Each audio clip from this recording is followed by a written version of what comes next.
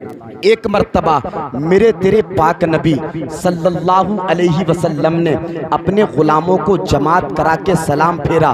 سلام پھیرنے کے بعد میں چہرہ انور صحابہ اکرام کی طرف پھیر لیا۔ ابھی دعا نہ مانگی تھی کہ حضرت ام فضل آقا کی بارگاہ میں حاضر ہوتی ہیں۔ حضرت ام فضل حضرت عباس کی بیوی تھی، حضرت عبداللہ ابن عباس کی والدہ تھی، اور میرے آقا صلی اللہ علیہ وسلم کی سگی چچی تھی۔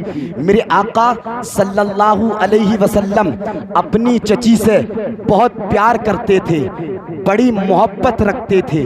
کبھی کبھی میرے آقا صلی اللہ علیہ وسلم اپنا سر انور رکھ کر حضرت ام فضل کی گود میں آرام فرمایا کرتے تھے۔ ام فضل کی گود پر قربان کہ ام فضل کی گود میں قرآن والا سر رکھ کر آرام کر رہا ہے، قرآن والا سر رکھ کر آرام کر رہا ہے۔ عرض کر رہا تھا حضرت ام فضل آقا کی بارگاہ میں حاضر ہوتی ہیں۔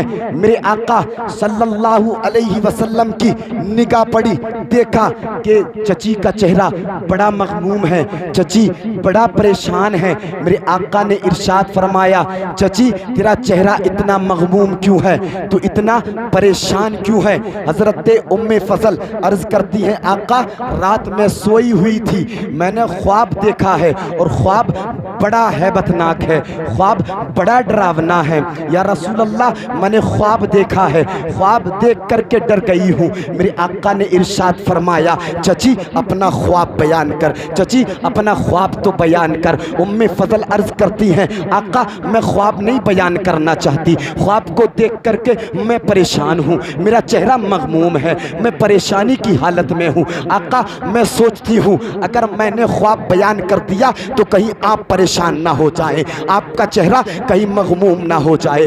میرے تیرے پاک نبی نے فرمایا، چچی اپنا خواب بیان کر، خواب جانے نبی جانے۔ حضرت ام فضل نے عرض کی، آقا جیسے ہی میں رات میں سوئی ہوئی تھی میں نے خواب میں دیکھا تھا آپ کے جسم اطہر کا ایک ٹکڑا کاٹا گیا ہے اور وہ میری گود میں رکھا گیا ہے۔ اے مصطفیٰ جب سے یہ خواب دیکھا ہے میں ڈری ہوئی ہوں، جب سے یہ خواب دیکھا ہے مجھے خوف آتا ہے۔ میرے آقا نے دیکھا، میرے آقا نے خواب سنا، مسکرا دیے، مسکرائے میرے آقا۔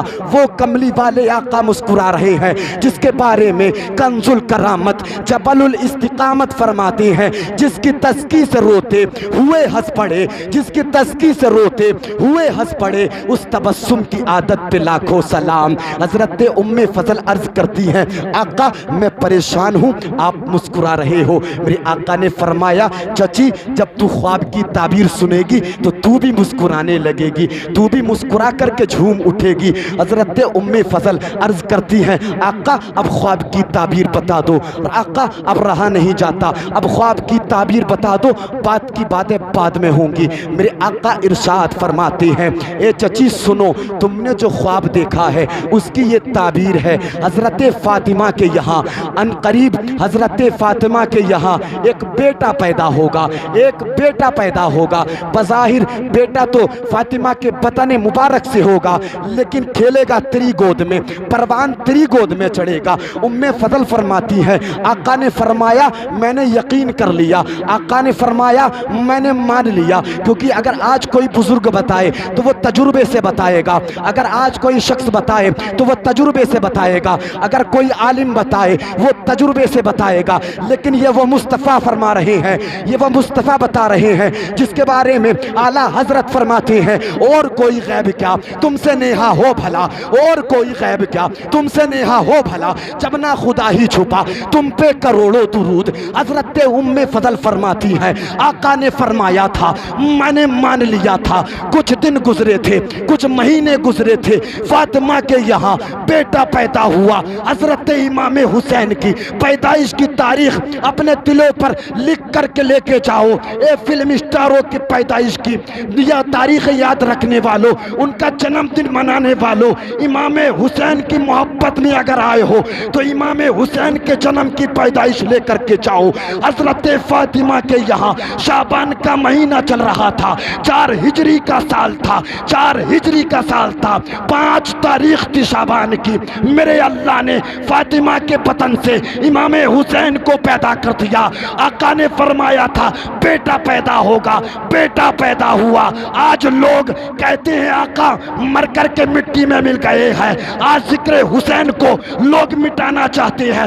میرے آقا کے دیے ہوئے معجزے کو جب کوئی نہیں مٹا سکتا تو میرے آقا کو کیسے مٹا سکتا ہے؟ میرے آقا نے فرمایا تھا بیٹا پیدا ہوگا، بیٹا پیدا ہوا، امام حسین پیدا ہوئے، کربلا کا تاجدار پیدا ہوا، فاطمہ کا لاڈلا پیدا ہوا، علی کا لخت جگر پیدا ہوا، جس نے اپنا خون کربلا کے میدان میں دے کر کے اسلام کو زندہ کیا ہے۔ لوگ کہتے ہیں امام حسین مر گئے، نہیں نہیں، اہل سنت والجماعت کا یہ عقیدہ ہے کہ اس راز سے واقف ہیں زمانے والے، اس راز سے واقف ہیں زمانے والے، سارے زندہ ہیں محمد کے کرانے والے، سارے زندہ ہیں محمد کے کرانے والے، مٹ گئے مٹتے ہیں مٹ جائیں گے آخر، مٹ گئے مٹتے ہیں مٹ جائیں گے آخر، یہ شبیر تیرا نام مٹانے والے۔ سبحان اللہ، نعرہ تکبیر، نعرہ رسالت، فیضان سرکار مدینہ۔